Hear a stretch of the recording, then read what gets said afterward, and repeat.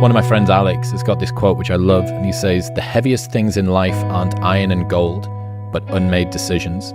The reason you are stressed is that you have decisions to make, and you're not making them." There's no indecision because you age. You pay for your indecision. It's a decision. It's a decision to avoid, fundamentally. And part of the moral that's embedded in the story of Job and in the Christian passion is that you can master what you'll face.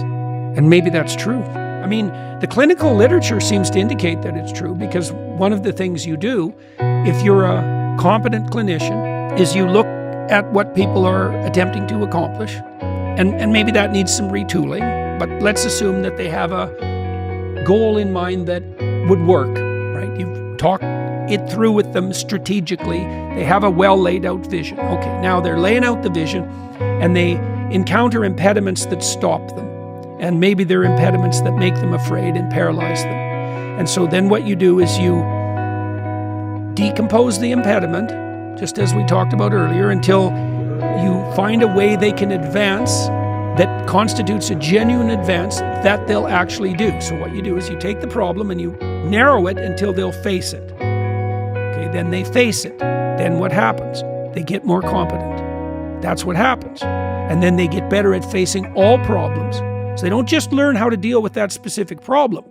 They learn a lesson that generalizes across problems. They get braver.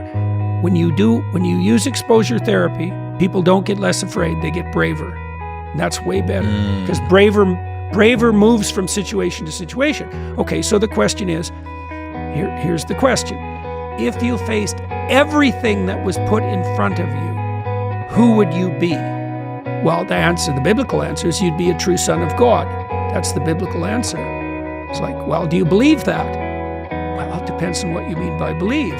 Do you have a better bet than facing what's there? Well, you just have to be sensible about it for a moment. It's like, is your theory that you're going to adapt better using falsehood and avoidance? Because that's the contrary theory. You either face it, and you do that predicated on the faith that something in you will respond if you do, or you don't face it. That's it. Those are the options. If you don't face it, that's faith too. That's faith in the notion that avoidance and deception will suffice.